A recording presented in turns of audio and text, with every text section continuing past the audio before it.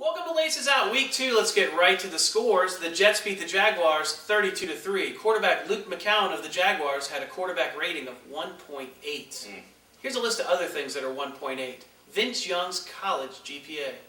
The amount of hot chicks at a Packers game.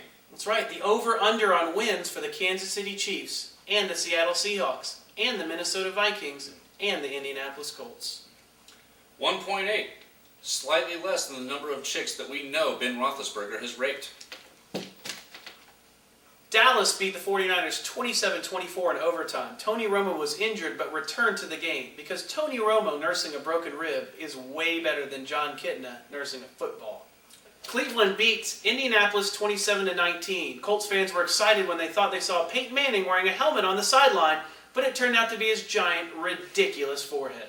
He does look like he has a balloon constantly inflating in his head. And we don't know that one isn't. The Giants defeated the Rams on Monday Night Football 28-16.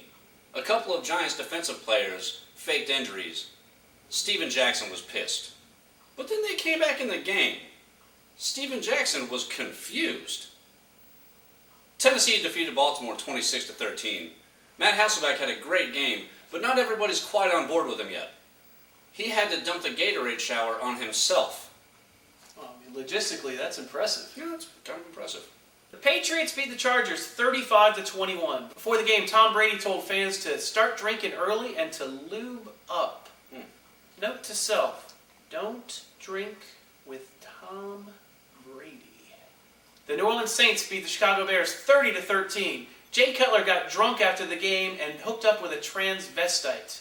Note to self, drink with Jay Cutler.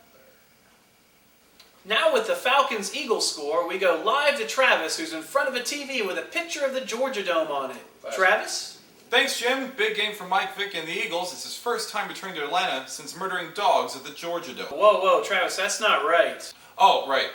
He did show up 2 years ago where he murdered dogs at the Georgia Dome. No, that's, okay, he did murder dogs, but that was in Virginia.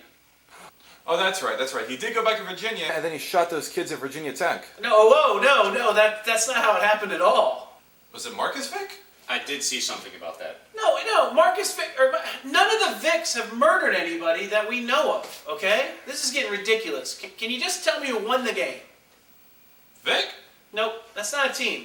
The Falcons won the game 35-31. The Bucs beat the Vikings 24-20. After their loss, Vikings safety Tyrell Johnson was charged with a DWI. When asked about it, Johnson said, "I don't even drink. I just prefer jail time over playing with Donovan." During their 48-3 shellacking by Detroit, the entire Kansas City Chiefs team tore their ACLs.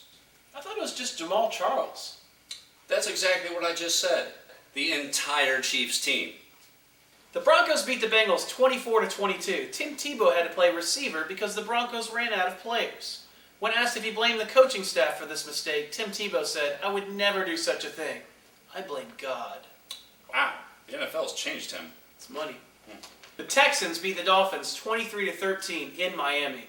They're a good road team, but the Dolphins seem to disappear at home. When asked about the disappearances, Showtime serial killer and Miami resident Dexter said, "Don't look at me. I only kill bad guys. I'm focusing on the Hurricanes." The Steelers defeated the Seahawks 24-0, sacking Tavares Jackson 2.5 times. When asked how a team can get 2.5 sacks, Mike Tomlin replied, "The NFL will recognize it as 5 sacks, but we only count Tavares as half of a quarterback." An apology was later issued by Tavares Jackson for playing football. Ever. Mike Tomlin rejected the apology. The Bills beat the Raiders 38-35. Raiders quarterback Terrell Pryor, who can't play for 5 games, said in an interview that he's staying focused. When the Raiders heard about this, they said, "Focused? Whoa, we can't have that." They immediately cut him and re-signed Jamarcus Russell. Solid move. The Packers defeated the Panthers 30-23. Now, in his first 2 weeks, rookie quarterback Cam Newton has thrown for 854 yards, putting him among the greatest quarterbacks in Carolina Panther history. Legends such as Jake Delhomme, Kerry Collins, Steve Berline, Vinny Testaverde, Brian St. Pierre, Rodney Pete, Chris Winkie, Matt Moore, Randy Fasani. and Jimmy Clausen.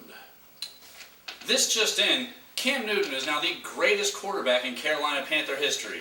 Congrats, Cam. It's awesome. Congratulations. You did it, buddy. But we're going to leave you. Our final score is the Redskins beat the Cardinals 22-21. But Cardinals receiver Larry Fitzgerald tied a franchise record. Here with his take on that record is Travis with Food for Thought. Larry Fitzgerald tied a Cardinals franchise record with his 66th career touchdown, which he now shares the record with Rod Tidwell, who was portrayed by Cuba Gooding Jr. and Jerry Maguire, who then teamed up with Rick Moranis in Little Giants, who then hit a home run with Charlie Sheen in Major League, and then Rudy got the game-winning tackle. Back to you. All right. Once again, Travis, that didn't make any sense at all. Do you have anything you want to add? You complete me.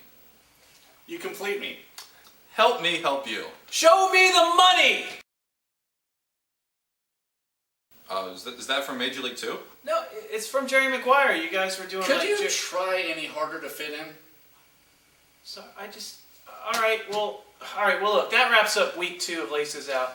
I'll be back next week with Matt. We'll be here, and we can go to Travis later. We'll be. All right, well, that's our show. Thanks.